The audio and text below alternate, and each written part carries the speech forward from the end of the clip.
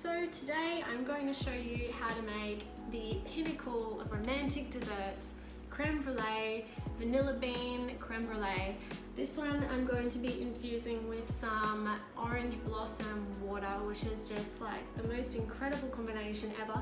But you can go ahead and leave that out if you don't have it and make just a classic vanilla bean if this is your first time. Creme brulee is so versatile, you can add any flavors that you like, but we will be making a classic. So guys, this is all you will need to be able to make this incredible dessert at home.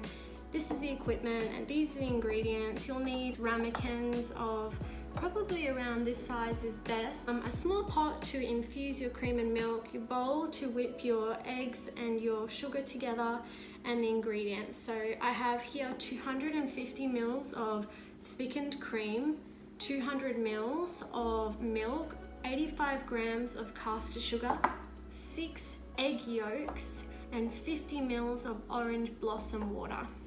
And with our cream and milk, vanilla, we're going to put those all into the pot, bring them up to a heat to infuse the flavors into the liquid. Bring all of this right up to a boil and then take it off and set it to the side to infuse for 10 minutes with the lid on. Okay, so our cream's been sitting for 10 minutes now, infusing just off to the side, and you don't want to whisk the eggs with the sugar until you're ready for this to be poured in. So we'll start with that now. We can add in the egg yolks first, and then the 85 grams of sugar. And we'll whisk those up until it's nice and pale. And now you can add your orange blossom water into the eggs.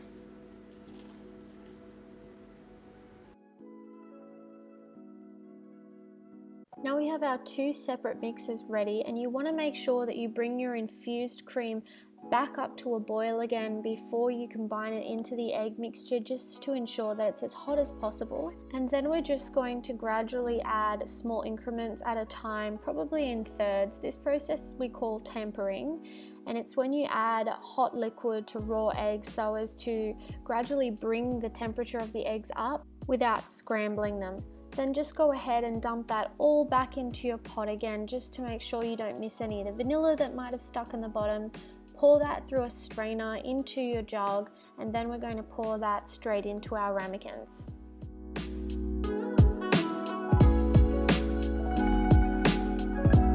Okay, so I have a baking tray here with a tea towel in the middle that I've put there so that the ramekins don't slide around while I'm moving them into the oven and when I have to check them.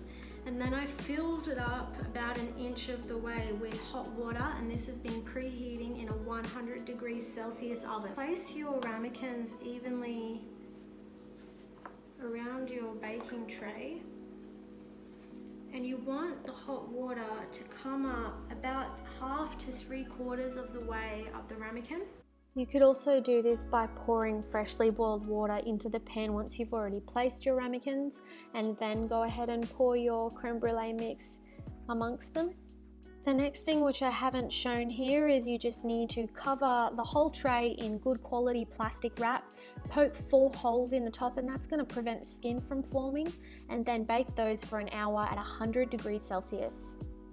So after they've had their hour in the oven, you can go ahead and remove that plastic wrap and give them a little wobble. They should move as one form and not be liquid at all.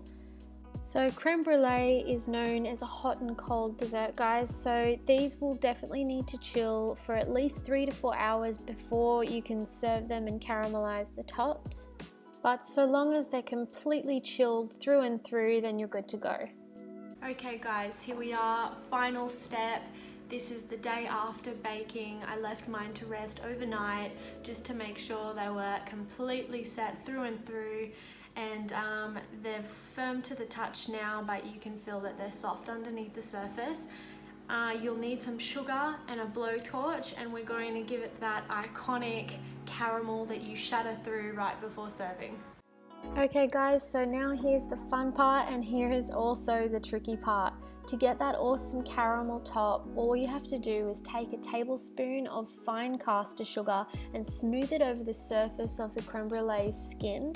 You then need a high-powered blowtorch. Hold that 15 centimeters approximately from the surface of the sugar, and it's very important to keep movement happening. This is the key ingredient to getting a beautiful and evenly caramelized brulee top. You want to, in circular motions, turn the ramekin around while you're melting the sugar, and then as you start to see the sugar pull, then you can tilt the ramekin up and try and get that sugar to run to the outer rim of the ramekin so that you get a really evenly caramelized creme brulee. When you're learning this technique, it can be easier to go in with the heat in smaller bursts. There you have it.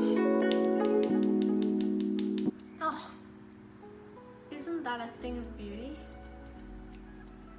Save the bruleeing, aka caramelizing the sugar on top, until 5 minutes before you serve. And when you smash through that golden caramel, think of me.